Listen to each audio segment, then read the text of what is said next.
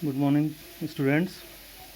फिर थोड़ा सा गैप हो गया बीच में, थोड़े से पारिवारिक कारण और थोड़े नौकरी के कारण वजह से। फिर हम एक बार पढ़ाई शुरू करते हैं।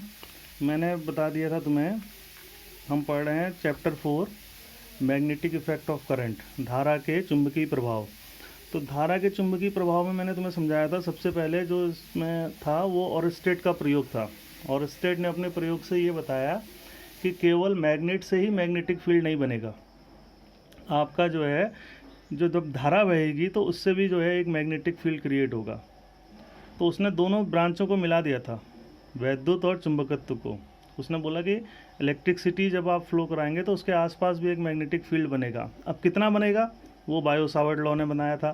तो बायो-सावर्ट लॉ क्या था, ये था ये डी बी छोटे से टुकड़े के कारण म्यू नॉट ओवर, हम पढ़ चुके हैं, 4 pi I D L sine theta upon R square. I बहने वाली धारा, डी एल उस टुकड़े की लंबाई, थीटा डी एल और मिलाने वाली लाइन के बीच का एंगल, म्यू नॉट आपका कांस्टेंट है। तो ये फॉर्मूला दिया था।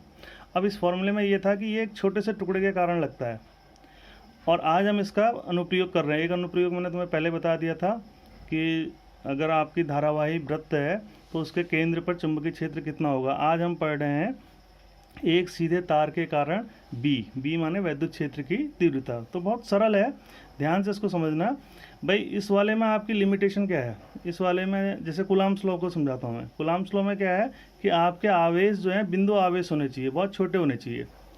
अब मान लीजिए कि आपका आवेश बड़ा है, आवेशित वस्तु बड़ी है, तो एक संग आप वैद्युत क्षेत्र नहीं निकालेंगे, पहले टुकड़े में निकालेंगे फिर उसको जोड़ेंगे। तो वही चीज़ यहाँ भी करनी है हमको दिया गया है। सबसे पहले तुम लिखोगे एक सीधे तार के, हेडिंग डालोगे, उसके बाद लिखोगे, क्या लिखोगे ध्यान से सुन लो। माना एक्स वाई कोई एक सीधा लंबा तार है जिसमें कितनी धारा प्रवाहित हो रही है, आई धारा, जिसमें आई धारा प्रवाहित हो रही है। हमें इस तार के कारण बिंदु P पर वह चुंबकीय क्षेत्र की तीव्रता ज्ञात करनी है, ये लिखोगे। और जो इसके एंड पॉइंट है वो कितना एंगल बना रहे हैं, ये φ1 एंगल बन रहा है और ये φ2, इतना लिख दोगे आप। फिर हमने इसके लिए क्या करा, हम पूरे में एक संग तो निकाल नहीं सकते हैं, तो फिर उसके बाद नए पैराग्राफ से लिखोगे।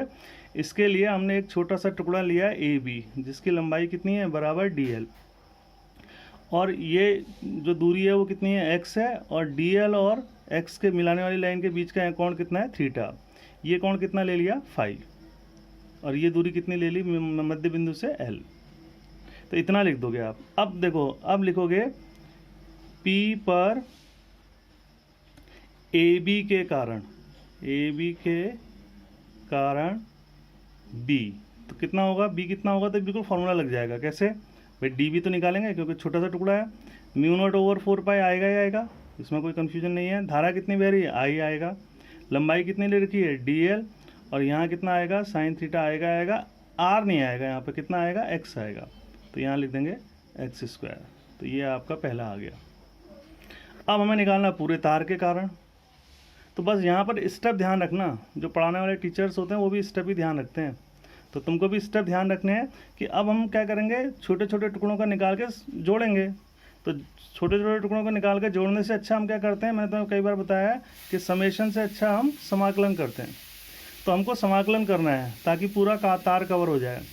तो इसमें यहाँ पर दिक्कत क्या है कि जब आप ऊपर नीचे जाएंगे तो थीटा भी बदलेगा, एक्स भी बदलेगा, डी एल भी बदलेगा। तो 3 वेरिएबल हैं आपके, 3 ऐसी चीज़ें हैं जो परिवर्तित हो रही हैं, और हमें समाकलन करने के लिए एक ही चाहिए जिसके रिस्पेक्ट में हम समाकलन कर सकें। तो हम तीनों को हटाएंगे, डी एल को भी हटाएंगे, साइन थीटा को भी हटाएंगे, एक्स स्क्वायर को, फिर समाकलन करेंगे।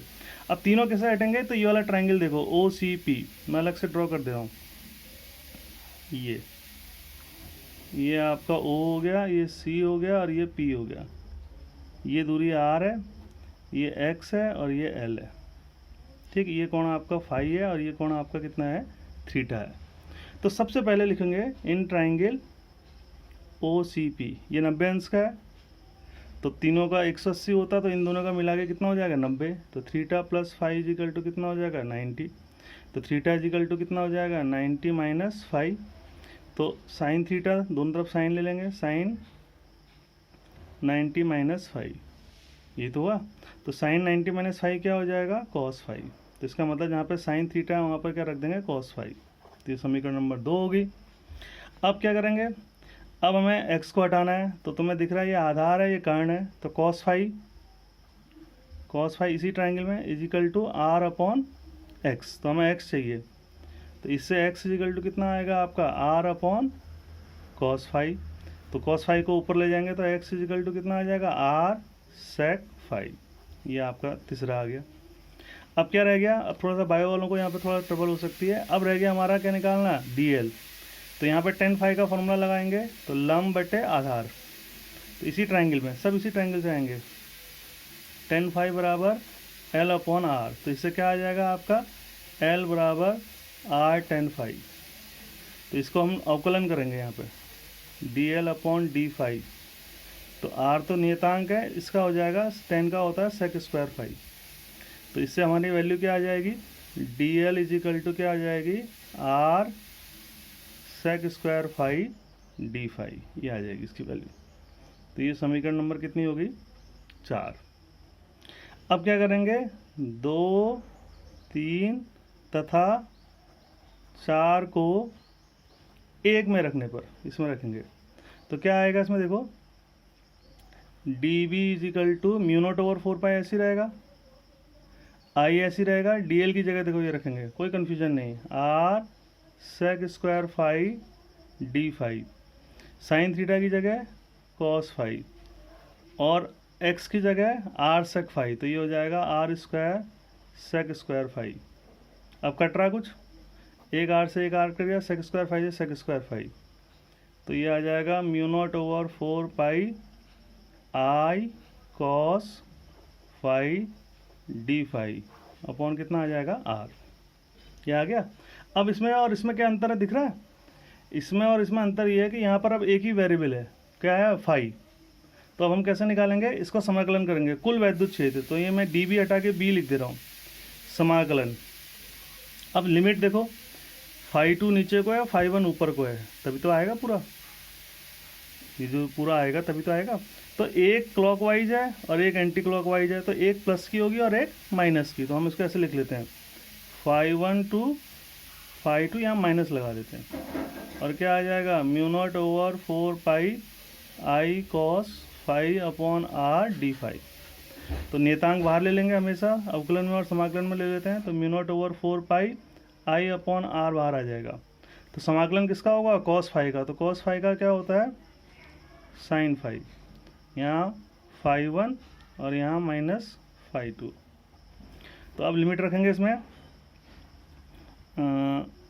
म्यू नॉट ओवर 4 पाई ये जाएगा आई अपॉन आर, और यहाँ पर ऐसा कर लेते हैं, इसको नेगेटिव इसको ले लो, चलो ऐसा कर लो, तो sine phi 2 minus sine minus phi 1, ये आ जाएगा, तो साइन माइनस थीटा माइनस बाहर आ जाता है, तो ये आ जाएगा म्यू नॉट ओवर 4 पाई आई अपॉन आर ऐसी रहेगा, यहाँ आ जाएगा आपका साइन फाई 1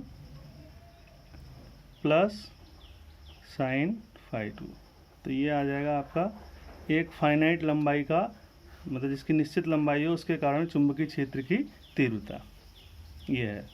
कुछ नहीं करना है, मेन फार्मूला लगाना है, तीनों को रिप्लेस करना, बस ये ध्यान रखना, डी एल को भी, थीटा को भी, एक्स को भी, तो ये आ जाएगा, फिर इंटीग्रेशन कर देना। अब इसका थोड़ा सा एक्सटेंशन है कि अगर मान लिया जाए, अगर हम थोड़ी देर के लिए मान लेते हैं कि जो हमने तार लिया है, ये लिया हमने तार,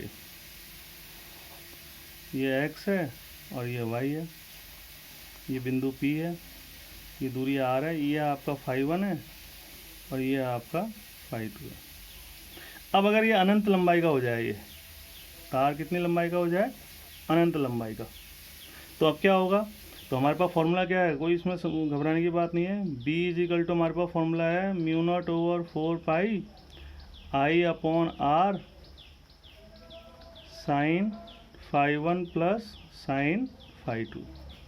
तो देखो ना फाई ये कौन है, ये कौन, तो अगर आपका तार लंबा होते जाएगा तो ये बढ़ते जाएगा, ये बढ़ते जाएगा, पीछे को नहीं जाएगा क्योंकि ये वायर सीधा है, तो अधिकतम लिमिट क्या होगी फाई 2 की π/2, और इसकी भी क्या होगी π/2, तो हम यहाँ पर रख देंगे phi 1 is equal to phi 2 is equal to π/2, तो b इज इक्वल टू क्या आ जाएगा म्यू नॉट ओवर 4 पाई आई अपॉन आर, फाई 1 की जगह भी π/2, फाई 2 की जगह, तो साइन π/2 प्लस साइन π/2, और साइन 90 की वैल्यू कितनी होती है 1, तो 1 और 1 2, 2 से 4 कट जाएगा तो कितना आ जाएगा, इनफाइनाइट वायर के कारण म्यू नॉट आई अपॉन कितना आ जाएगा 2πr,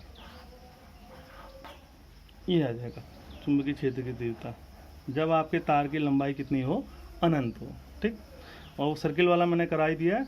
अब रेगुलर कोशिश करेंगे, रेगुलर क्लास हो, ये वाला आर्टिकल आप कर लीजिएगा। Thank you.